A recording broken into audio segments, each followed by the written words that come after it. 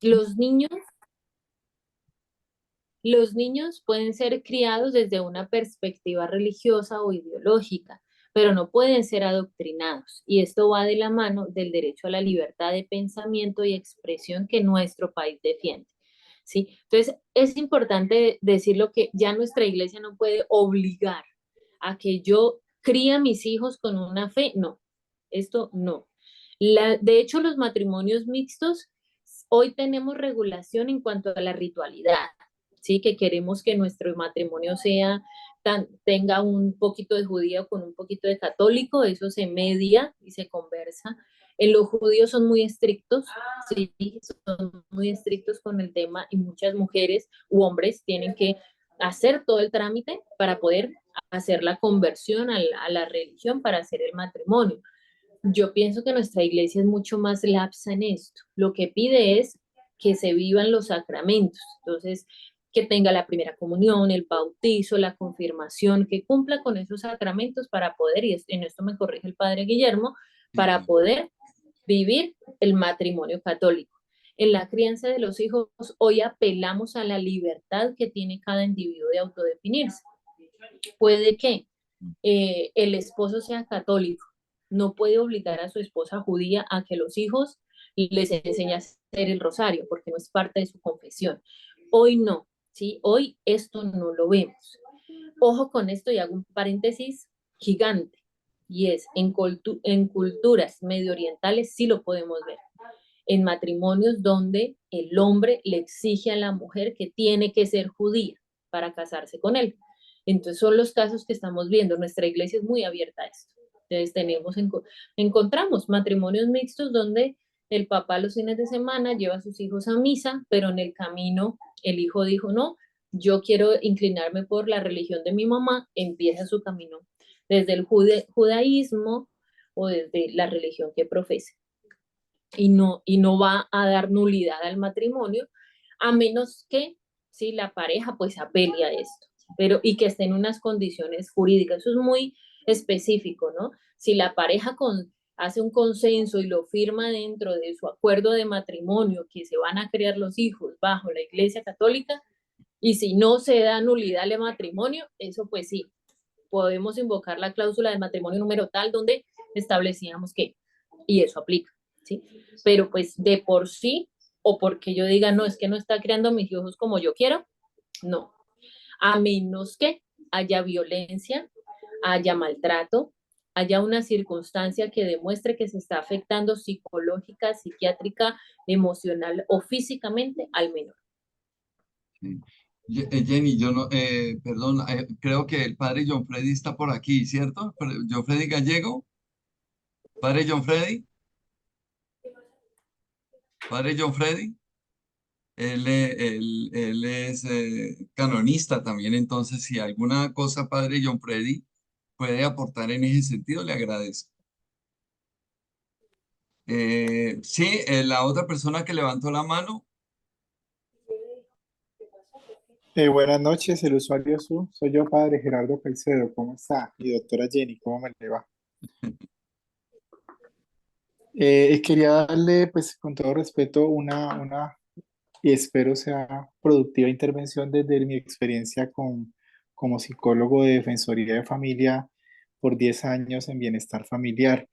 Y tuve la oportunidad específicamente de hacer parte del área de adopciones durante 3 años. Es importante entender que en Colombia las parejas homosexuales, y voy a hablarlo abiertamente, no están autorizadas para, para la adopción de los menores. Lo que sí existe es que pueden ellos constituir una solicitud de adopción y a partir de uno de ellos ya se constituye la entrega de ese menor si se verifican las condiciones en que establece el protocolo de adoptabilidad que rige en el territorio colombiano. Dicho de otra forma, eh, es muy fuerte tener lo que decir ahí, pero ellos han ganado muchos y seguirán seguramente ganando muchos espacios frente al tema de garantía de derechos. Hablo con personas, con diversas identidades de género, pero lo que dice la doctora es fundamental. priman los derechos de los niños, niñas y adolescentes por encima de cualquiera. Y esto de alguna forma es una ventaja para el modelo de familia, y voy a decirlo abiertamente, el modelo de familia tradicional, porque lo que busca es proteger básicamente esa concepción de, de que no es una familia cualquiera a la que se le va a entregar un niño para que tenga bajo su custodia o tenencia o formación.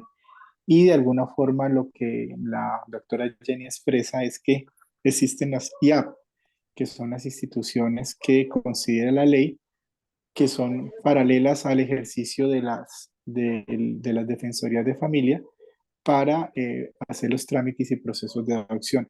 En Colombia, la única institución autorizada por la ley para hacer trámites de adopción es el Instituto Colombiano de Bienestar Familiar y las IAP.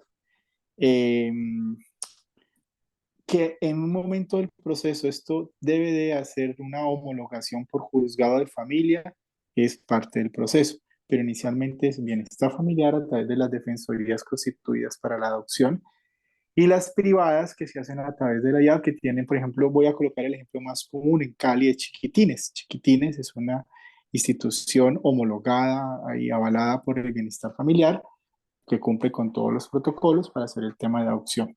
Y todo esto simplemente finalizo diciendo que garantiza los derechos de los niños, niñas y adolescentes desde cuando un niño entra y es declarado en vulnerabilidad por parte de un defensor de familia o un comisario de familia, puede ser declarado en adoptabilidad y se va a garantizar que hasta que tenga la mayoría de edad y más allá, hasta los 25 años, si está estudiando, cuente con todos los derechos que pudiera tener cualquier niño o niña en Colombia de estudiar, profesionalizarse o hacer de su vida pues lo que considere. Ya a partir de los 25 años, ya bienestar familiar, digámoslo así, eh, suelta esa responsabilidad en el caso de que el niño o niña adolescente nunca haya sido dado en adopción a una familia, porque el objetivo es que si ya está en vulneración, este niño tiene que llegar a una familia o en su defecto ser protección del Estado hasta que cumpla la mayoría de edad o tenga la capacidad eh, académica y profesional para poderse desenvolver.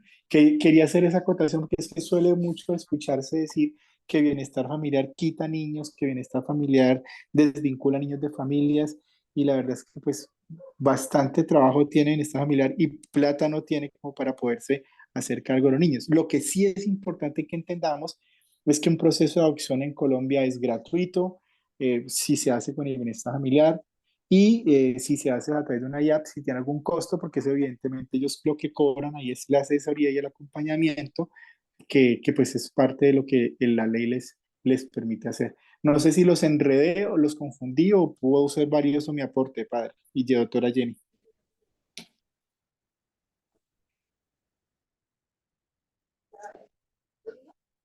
Además, porque bueno, estás en el Instituto de Bienestar Familiar.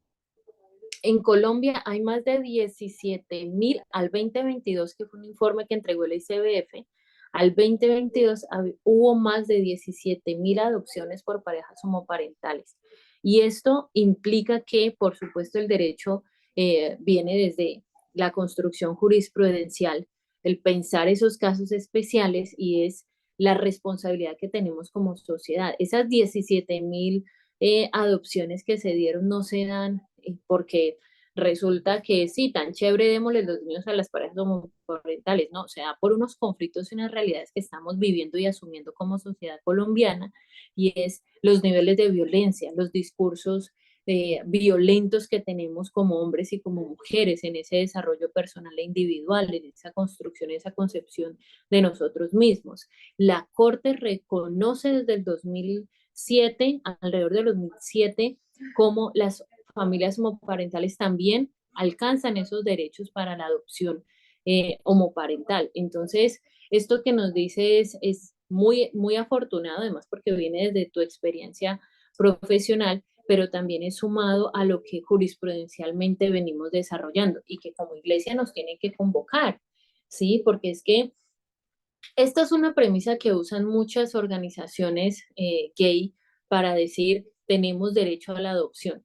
Y yo en esto, me perdonan, pero les voy a dar parte de la razón. Y es La crianza de un niño, una niña, depende de la armonía que haya en la construcción de la familia. ¿Sí? Y como pastoral de familia, que es lo que nos convoca hoy, es cómo estamos formando a esas nuevas familias que surgen.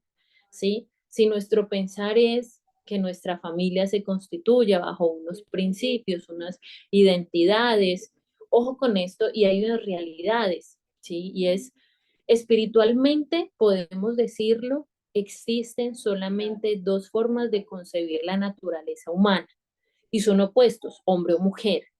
Pero esa naturaleza humana, hombre o mujer, se ha ido no transformando, sino que se ha ido concebiendo más bien, diría yo, se ha ido adoptando de forma diferente a partir de esas relaciones.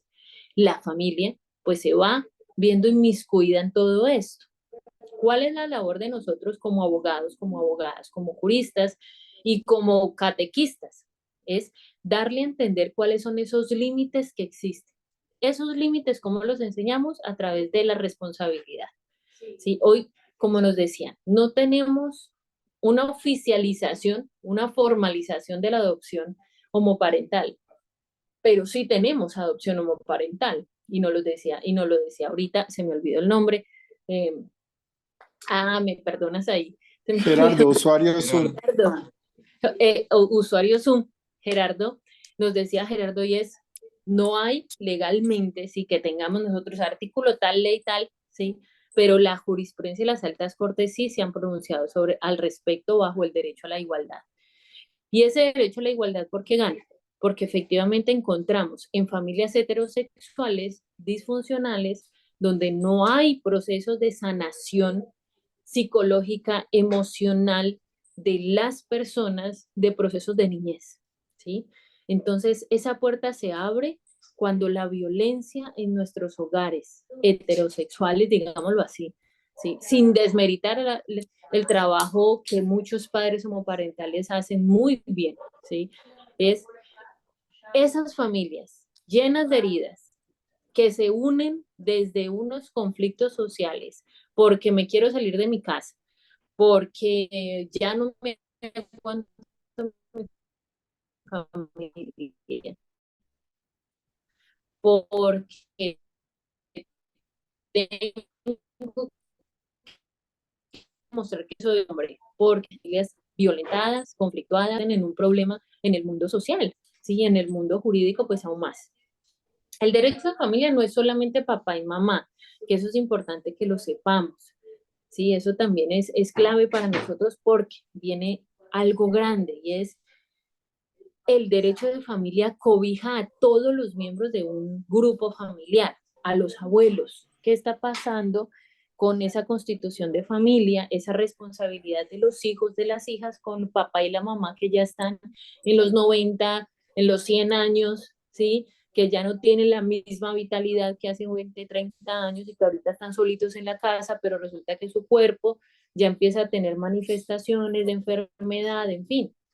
¿Qué está pasando con eso? Ojo, tenemos responsabilidad como hijos, ¿sí? Eso no se nos puede olvidar. A nosotros nos puede demandar el vecino por abandono de nuestro papá y nuestra mamá de la tercera edad. O estos hijos que meten al papá, a la mamá a un asilo y se quedan con la pensión. Es una historia triste, pero sucede. Ojo que esto es un delito, ¿sí? Entonces es una estafa. Entonces también esto cobija y se amplía. Otro tip, la familia no es solamente papá y mamá, insisto en esto, es también los hermanos. Papá y mamá somos 10, tuve un caso así en su momento, eran 6 herederos, entre los 6 herederos había una persona en situación de discapacidad, con limitación mental, y entonces la sacamos de la herencia. Esto es un delito, ¿sí? O sea, nosotros porque, ay, sí, la persona con una condición mental diferente, entonces la sacamos de la herencia, no. Ojo, tenemos en el derecho de familia, se establece que en los herederos, el hijo aquel que tenga una discapacidad, tiene derecho al 50% de la herencia para su cuidado y manutención. Y el otro 50% se reparte en los 5, 10, 15 hijos que hayan. porque es el derecho que se le reconoce a esta persona en su capacidad, ¿sí? Entonces, todas estas condiciones también son importantes cuando nosotros hablamos de la familia. Y es la responsabilidad que tenemos con nuestros hermanos, ¿sí? No podemos dejarlos ahí abandonados. Eso también es importante dentro del ejercicio.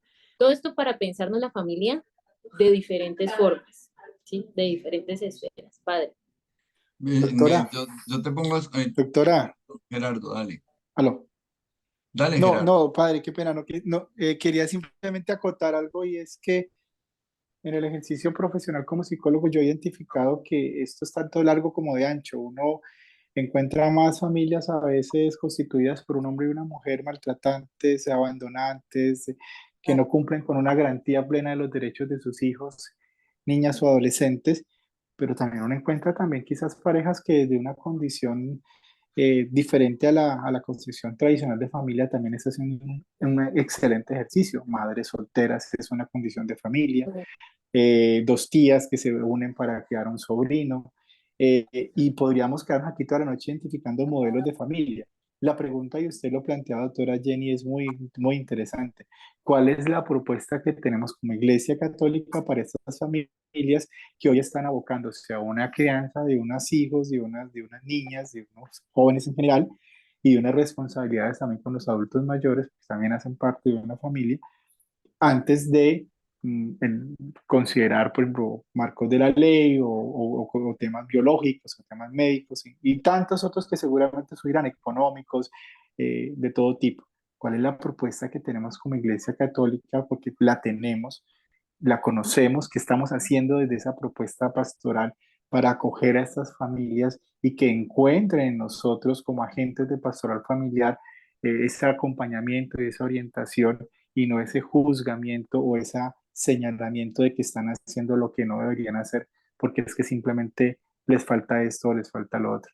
Mire, yo se lo digo y con esto finalizo, son más inclusive los matrimonios que se acercan constituidos católicamente, que han fallado en su ejercicio como padres, que muchas veces los que por otras circunstancias sin estar casados han hecho la tarea perfecta. No estoy diciendo que no hay que casarse para hacer la tarea, ni tampoco estoy diciendo que se tienen que casar para que se equivoquen. No, somos seres humanos y tenemos cada uno seguramente nuestras miserias humanas, como yo digo, pero sí es importante entender que la iglesia tiene mucho y estamos preparándonos para ello como agentes de pastoral para poder responder al reto de que estamos constituyendo familias desde el amor de Dios, pero con muchos elementos jurídicos, psicológicos, biológicos, que necesitamos dar una respuesta a cada uno de ellos. Era todo, padre. Muchísimas gracias, doctora Jenny, muy amable.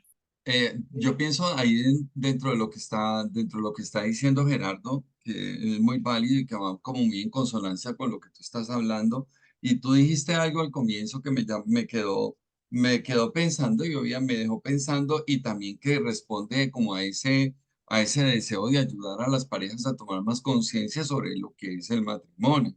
Es decir, cuando se forma una familia, se forma algo que ya tiene una consolidación legal y no solamente es legal, sino también es unas corresponsabilidades que nos llevan a asumir un estilo de vida que tenemos que estar preparados para asumirlo. Pero es decir, como haciendo un complemento a lo que estaba diciendo Gerardo, pero las dos preguntas que yo quiero hacerte, y te las hago no solamente en el campo de tu vida como profesional en el derecho, sino también en tu vida como creyente, como católica, como una mujer de iglesia. Es decir, el derecho, nuestro derecho, en qué difiere del plan de Dios y en qué está conectado con el plan de Dios. Porque es que ayer tuvimos el tema del plan de Dios y obviamente mirar la estructura patriarcal que todavía aún persiste dentro de nuestras mismas sociedades y sobre todo sobre la sociedad occidental. El patriarcalismo todavía está presente de muchas maneras y todo. Ese mundo hecho desde los hombres y la mujer de cierta manera se ve como un ser que es lo que tú estás diciendo de que el derecho de cierta manera regula esas diferencias y nos vuelve a todos con igualdad de condición. Pero entonces decir desde tu conocimiento, ¿sí? Y desde tu experiencia, en que el derecho, nuestro derecho como colombianos, sobre todo hablamos del derecho nuestro, en que riñe con el plan de Dios. Y segundo, lo otro es desde el campo tuyo también a nivel profesional y también como creyente, hacia dónde tiene que apuntar. Diste unas puntaditas por ahí, pero a mí me gustaría que hicieras énfasis un poco hacia dónde. Yo soy el delegado de familia. Hace poquito se me acercó una psicóloga, probablemente está aquí con nosotros en este momento, pero decía una cosa muy interesante, padre, ¿qué está haciendo la iglesia por los divorciados? Hay un mundo que entra dentro de una culpabilidad, de una marginación, y nosotros tal vez sin ninguna intención de marginar, también de cierta manera podemos unas posturas que marginan, que excluyen, que no ayudan a la persona a acercarse. Eso pasa también dentro de lo que tú estabas planteando, esas familias que ya son inevitables, porque ya el derecho las reconoce. Y es decir, ¿qué podemos nosotros hacer dentro de nuestro campo de la iglesia sin ir en contra de la voluntad de Dios o del plan de Dios? Bueno, en la primera y es, ¿en qué riñe el ejercicio del derecho con el plan de Dios? Yo pienso que no riñe, acompaña y complementa. ¿Dónde podría más que reñir tener diferencias? Es en las libertades. Hoy, pues nosotros tenemos una visión mucho más abierta al reconocimiento y como Estado social de derecho, pues reconocemos esas libertades, esos nuevos derechos que van surgiendo. Yo creo que hay que moderar en nuestro discurso como juristas el exceso, ¿sí? Yo creo que eso es un ejercicio que hay que hacer. El exceso nos lleva al exceso de libertades. Hoy lanzo esto nos da para otro conversatorio como de 3 horas, pero lo voy a lanzar, me voy a atrever, y es la hormonización de los niños a temprana edad, ¿sí? Yo pienso que esta delgadita línea tiene que ser mucho más profunda en el ejercicio jurídico, mucho más profunda en el ejercicio psicológico. Tenemos que hacer un acompañamiento mucho más profundo. ¿Por qué? Y se los voy a decir así a corto alcance, y es, en el mundo jurídico, ejemplo España, en Colombia todavía no está pasando, pero en España se permite que los niños de los 13 años empiecen procesos de hormonización. ¿Qué implica que un niño empiece procesos de hormonización? Pues que cambie su género, su sexo, ¿sí? No su sexo, su manifestación biológica, ¿sí? Que empiece a tener, pues, a bloquear ciertas hormonas para poder tender a ser más femenino, más masculino, depende de su interés. ¿Cuál es la discusión? Libertad, cuando se concibe y se autopercibe y se identifica con un sexo, un género, ¿sí?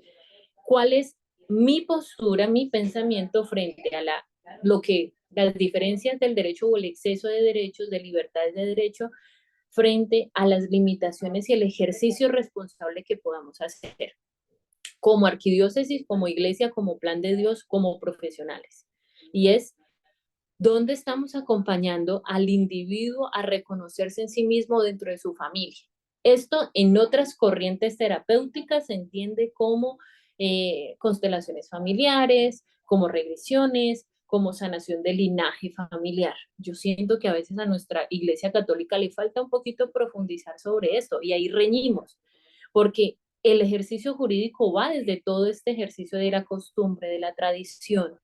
Hoy el ejercicio jurídico dice, bueno, sí, hay libertades y hay que reconocer esas libertades. Si usted quiere hacer esto o aquello, nuestro deber como juristas es acompañarle en el proceso. Como le digo yo a mis estudiantes, no podemos tomar decisiones solos. Una política, una ley, un decreto tiene que estar acompañado de profesionales idóneos. Nosotros sabemos hacer leyes, las sabemos diseñar perfecto, sabemos dirimir y ponderar derechos, pero el psicólogo, el psiquiatra es el que sabe cómo funciona la mente del ser humano. El médico, la médica es el que sabe cómo funciona biológicamente nuestro cuerpo. Es decir, para mí, en conclusión, padre, riñe el derecho en el ejercicio interdisciplinar. Hay que profundizar y fortalecer ese ejercicio interdisciplinar e interseccional sobre las realidades que hoy tiene la familia. La interseccionalidad sobre las realidades que hoy tiene la familia es necesaria discutirla en nuestra Iglesia Católica, porque nos convoca a repensarnos la formación tradicional que hemos traído hasta hoy. Así que llegar a la iglesia, al altar, no es solamente vestirme de blanco, como dice Rocío Dúrcal en su canción, ¿sí? Es llegar con una convicción de que ese traje blanco tiene unas implicancias culturales, ritualísticas, ¿sí? Hay toda la idea. Además me parece fuertísimo que al final le pongan un lazo con el otro, o sea, te atan para toda la vida. Entonces, eso tiene unas implicaciones, unas ritualidades importantes que hay que abordar. Ahora, la otra pregunta que usted me hacía, ¿cuál es, desde mi perspectiva, el camino que deberíamos tomar? O bueno, no deberíamos, porque pues humildemente yo soy solo una sierva más de Dios en este camino, y es ese ejercicio que deberíamos hacer, ese ejercicio reflexivo como catequistas, como orientadores, como ejercicio de pastorales, ¿dónde está situada nuestra iglesia hoy? ¿Sí? No es lo mismo la iglesia católica en España, en Paraguay, en Uruguay, en Argentina que en Colombia, ¿sí? Completamente diferente. Por lo cultural, por lo tradicional. Hoy, ¿dónde está la iglesia de mi barrio? Empecemos por ahí, ¿sí?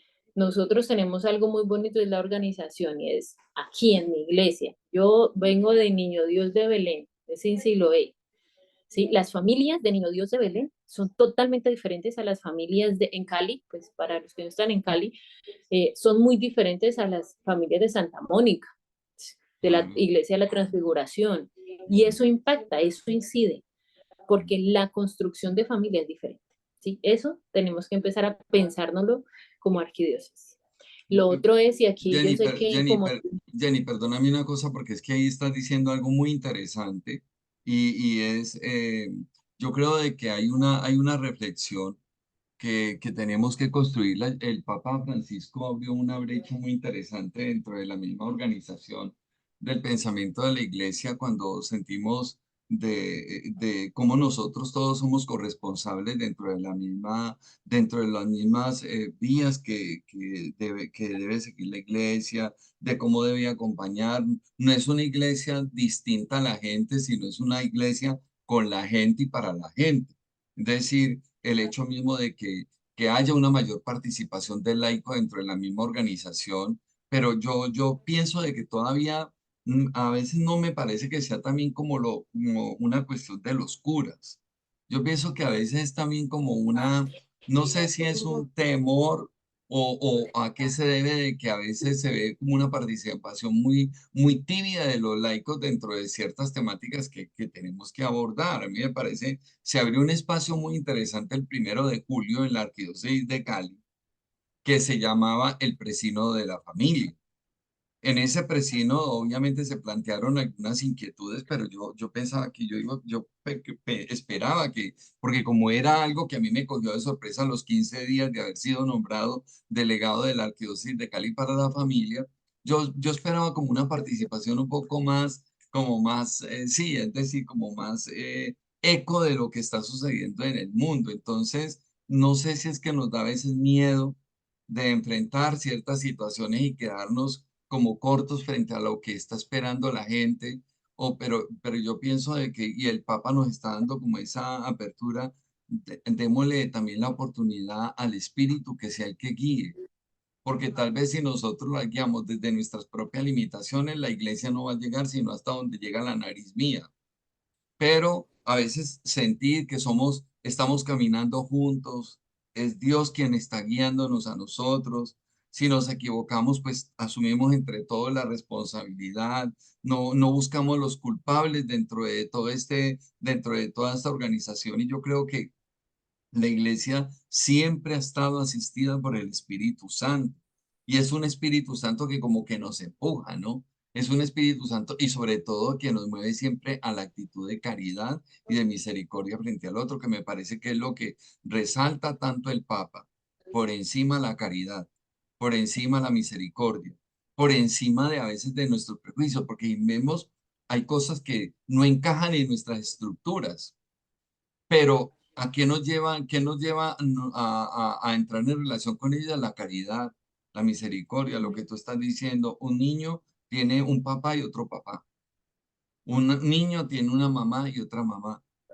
O sea que ya ese niño está condenado porque simplemente porque sus papás, ya, ese ser humano y ese niño que se está formando, ¿cuál es la responsabilidad que nosotros también tenemos que asumir dentro de nuestra iglesia y también de acompañar? No sé, es decir, yo me pongo a veces a pensar y yo digo, Dios mío, yo no sé hasta dónde nos estás, para dónde nos estás orientando, pero qué interesante lo que tú estás diciendo frente a hacia dónde debe de estar orientada la pastoral arquidiocesana de la familia y la vida. Padre, yo creo que eso lo resumo a mí en la universidad. Hace un par de años, yo no sé si usted estaba, creo que sí, pero nos dio por hacer una política de género, ¿sí? En la Universidad Católica. Mi primer cuestionamiento fue, ¿desde dónde construimos una política de género cuando nuestra postura es muy clara como Iglesia Católica? Y la palabra clave fue la dignidad humana. Por encima de la dignidad de la persona no puede existir nada más. Sí, y esa dignidad es la que debemos apelar de las circunstancias que yo no comparta, más allá de las familias homoparentales, más allá de las formas de vida, cuál es la dignidad que yo reconozco en esta persona, en este ser humano que está en este conglomerado que yo llamo familia. Porque tenemos familias que son estructuralmente, que cumplen con los requisitos para entrar al cielo, lo voy a decir de esa manera, ¿sí? Pero que al final en la humanidad son desastrosas, son familias violentas, son familias con discursos completamente arcaicos, son familias que afuera van a misa y cuando llegan a la casa se agarran a palo todos. ¿Qué significado tiene eso para nosotros? Lo otro que usted decía era, ¿qué pasa con los laicos? ¿Por qué somos tan tibios? Yo he entendido algo y es que como laicos a veces nos da miedo la responsabilidad que eso acarrea. ¿Sí? La responsabilidad de tomar posturas.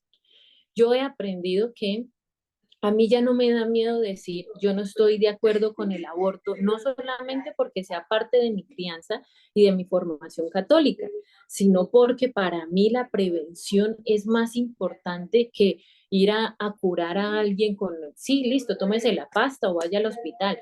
Que sí hay que dar garantías en muchas cosas desde el sistema de salud, sí, pero el aborto para mí no es la solución inmediata, es la educación y la formación integral del ser humano en esa dignidad. ¿Quién, y se lo digo a muchas compañeras feministas y de la corriente del aborto, y es, listo, está bien, que el aborto sea un derecho. ¿Quién está formando a los niños y niñas para que se hagan responsables de su cuerpo? Entonces, para mí, esa postura de ser laicos es la responsabilidad, el miedo a ser responsables y hacernos responsables de las decisiones que tomemos, políticamente, estructuralmente, moralmente, ¿sí? En el momento en que nosotros podamos decir, esta es mi postura y asumo la responsabilidad sobre ella y lo que esto implica, ahí estamos haciendo un aporte más significativo, porque es a lo que nos llaman muchísimos movimientos sociales. Es que los católicos son tibios, no toman postura. Es por eso, porque nos da miedo.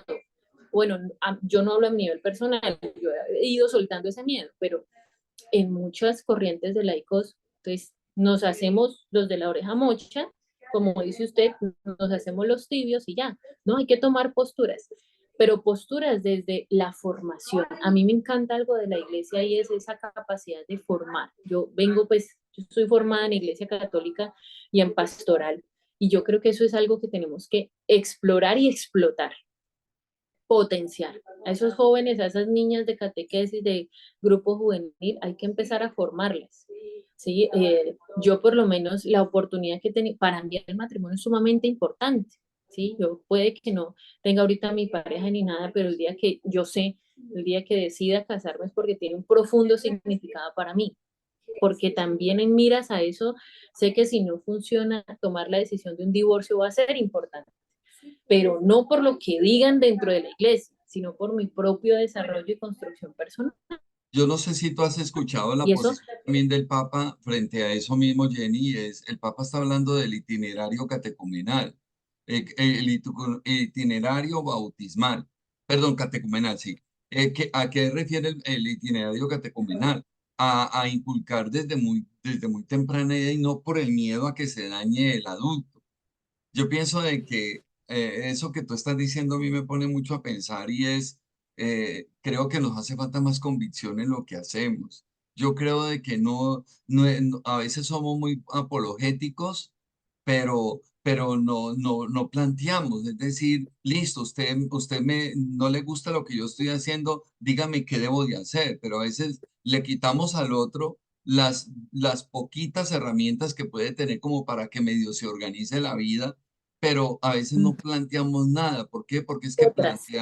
plantear de cierta manera nos involucra a nosotros en una posición de responsabilidad. Por ejemplo, a veces Total. la gente a veces más fácil lo busca a uno, padre, dígame qué hago, ¿me separo o sigo casada? Entonces, para uno, y yo le decía a los muchachos en el seminario y también en la formación, uno no puede tomar decisiones por los demás. Nosotros tenemos que aprender es a orientar al otro a que asuma responsabilidad en sus decisiones. Y yo creo que hoy, ¿sabes? Lo que vos decías me hizo pensar en eso.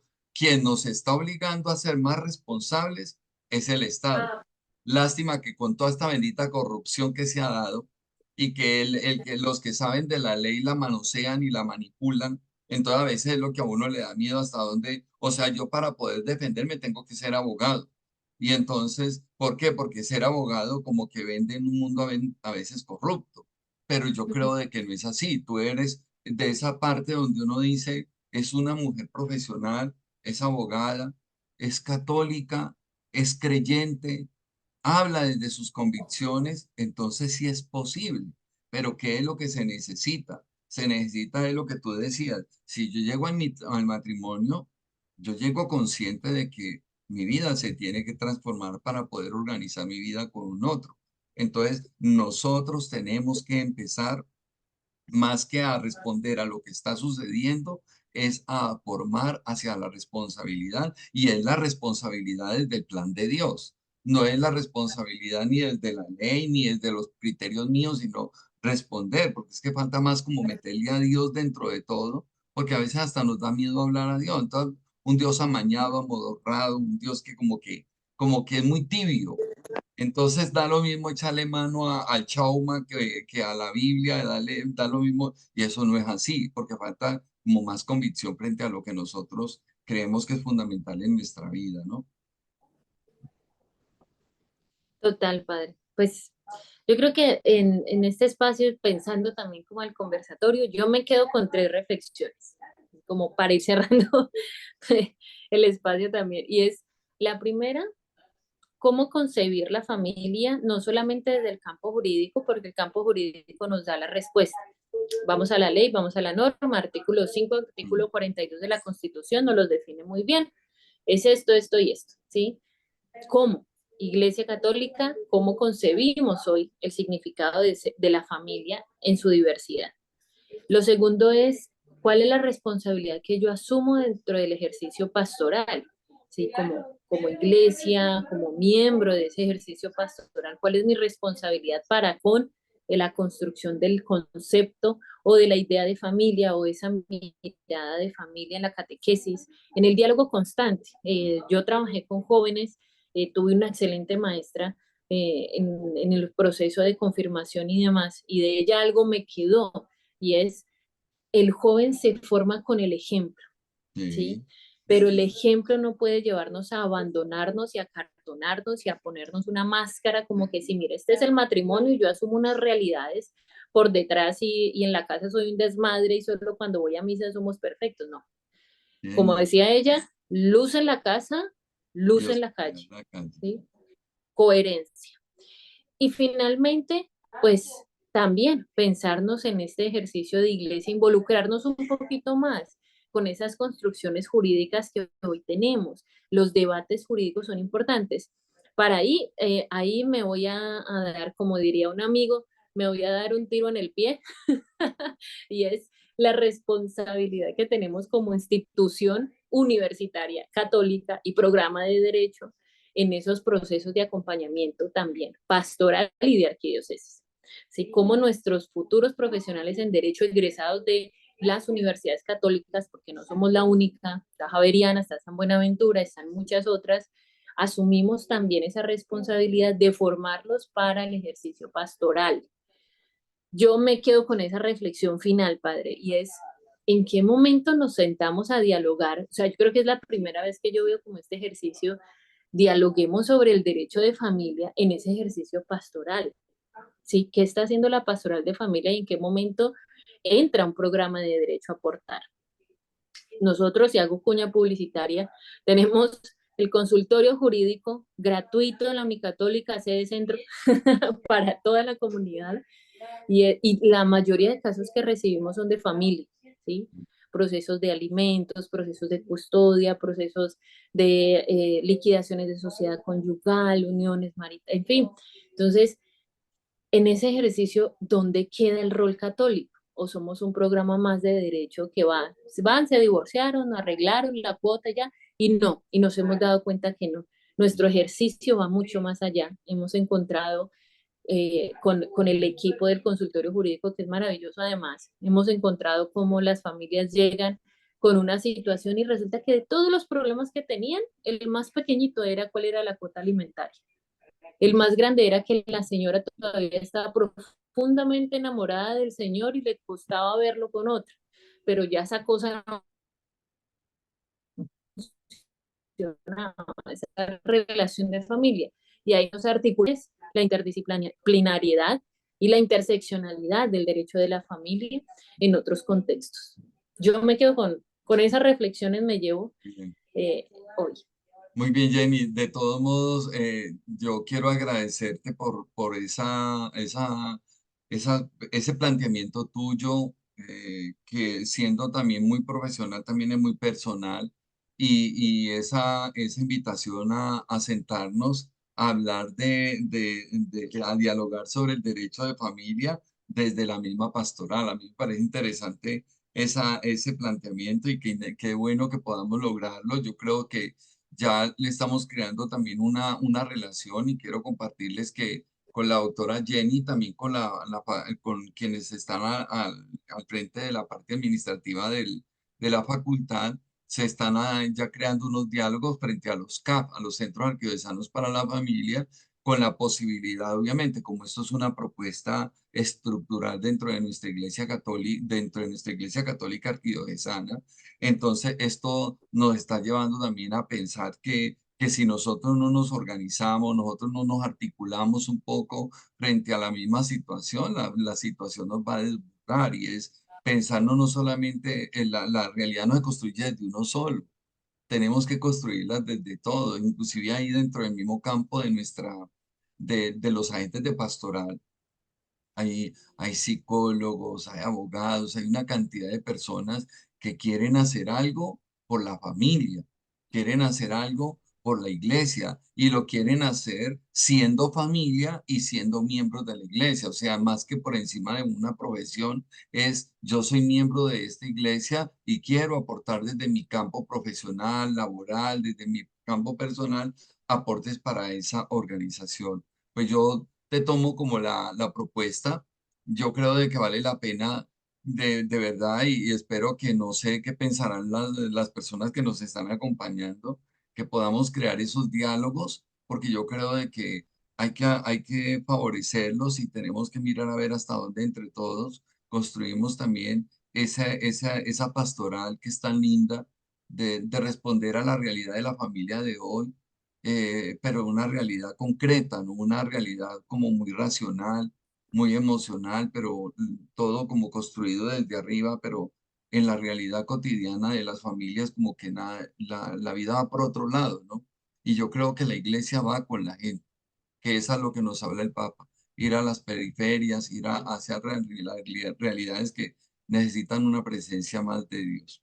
Pues yo quiero agradecerles a todos. No sé si hay alguna opinión con la que quieran terminar para que entonces terminemos escuchando, participando de nuevo con la oración. Y te agradecería, Jenny, si nos puedes ayudar a hacer la oración final, ¿sí? a ayudarnos con la oración final para que cerremos este coloquio que se ha creado, que espero que haya generado muchas reflexiones en cada uno de nosotros y que nos lleve también a, qué rico, a soñarnos la pastoral familiar y la vida de la Arquidiócesis de Cali. Bueno, si no hay comentarios, usted me dice, padre, y hacemos la oración.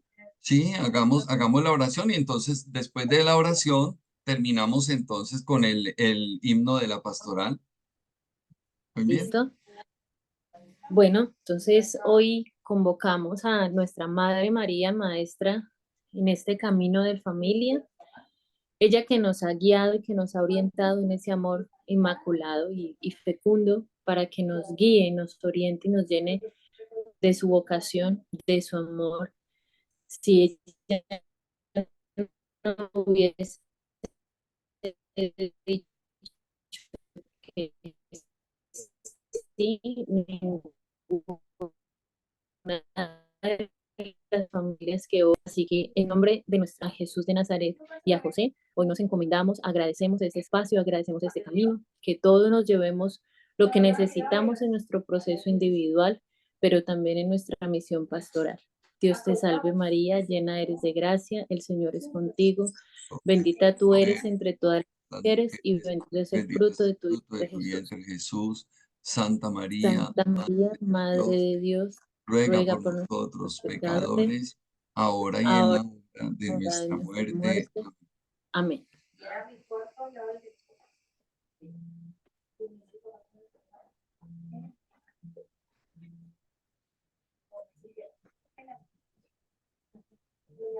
No se escucha, padre.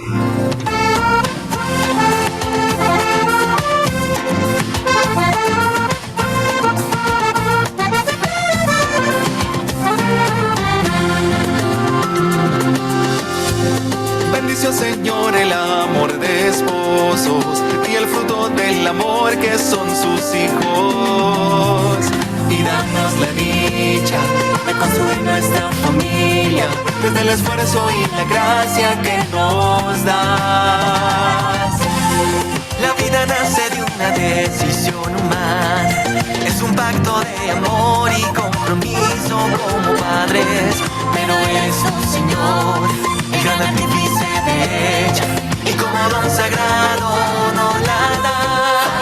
Sé lo que eres, sé lo que sueñas, porque Dios ha puesto en ti su mirada de amor. Familia, sé lo que eres, donde quieras, bajo la sombra del Espíritu de Dios, del Espíritu de Dios.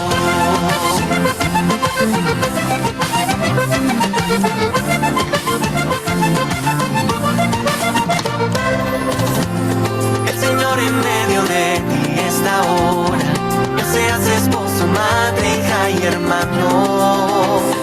Es quien te anima y bendice cada día y nos hace sacramento de su amor. Resplandece, oh Señor, en mi familia, que tu luz guíe e ilumine nuestros días, que el amor y el perdón y la alegría sean signos de la paz que tú nos das. Sé lo que eres, sé lo que sueñas, porque Dios ha puesto en ti su mirada de amor. Familia, sé lo que eres, a donde quieras, bajo la sombra del Espíritu de Dios, Nuestra Señora de los remedios, eres la madre y patrona de nuestra ciudad.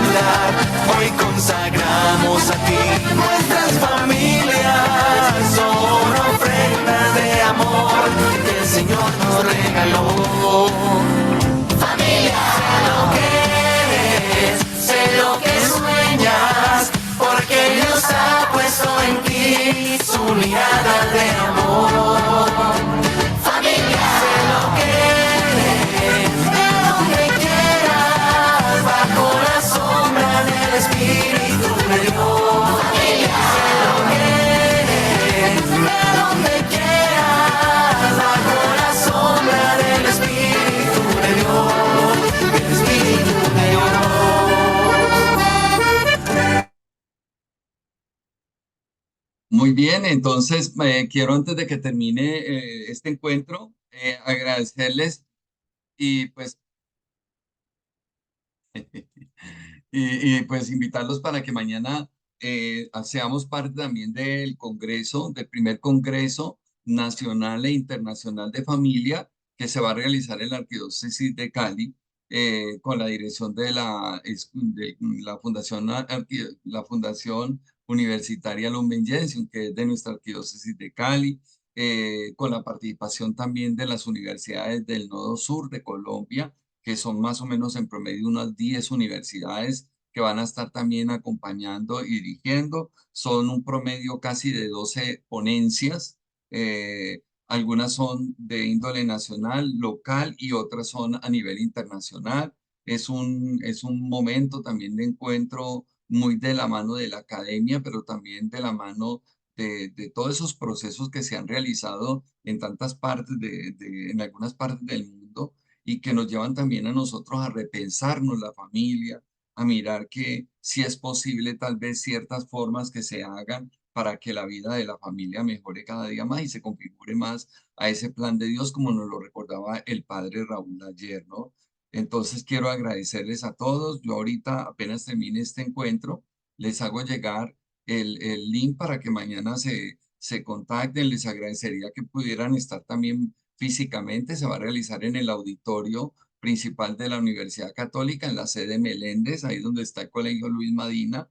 Empieza a las 8 de la mañana. A esa hora se da apertura al Congreso. Va la primera jornada de 8 a 12, la segunda jornada va de 2 a 6 de la tarde y la tercera jornada empezaría el viernes de 8 de la mañana a 12 del día. Entonces, los esperamos con su participación y pues bueno, que Dios bendiga nuestra arquidiócesis de Cali, bendiga nuestra pastoral para la familia y la vida y que nos bendiga a todos y cada uno de nosotros, ¿no?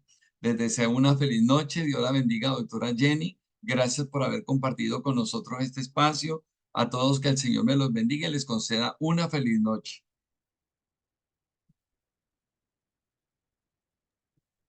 Feliz Gracias, noche para Padre. todos. Muchas gracias, Padre. Muchísimas gracias. Feliz noche. Feliz noche. Gracias, Dios les Gracias, bendiga. Padre. Feliz noche. Lo mismo a ustedes. Dios los bendiga y gracias por estar. Amén. Dios los bendiga. Amén. Gracias. Lo mismo.